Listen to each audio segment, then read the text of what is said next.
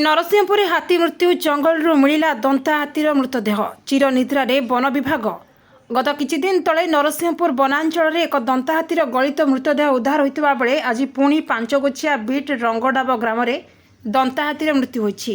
मृत्युर कारण जनापड़ी नाही। गोटिए परे गोटिए हाथीर मृत्यु हेबारे लागिछि। हाथी शून्य होइजिबो कि नरसिंहपुर वनांचल? वन विभाग कार्यपंथा को नै एबे उठिछि प्रश्न।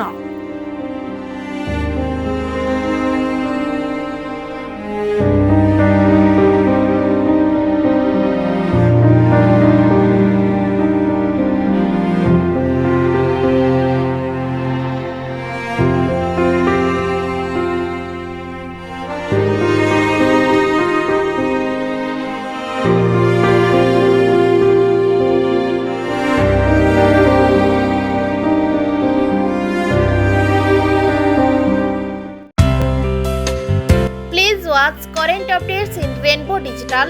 Stay logged in www.rainbowodisha.com. Subscribe our channel in YouTube and press the bell icon.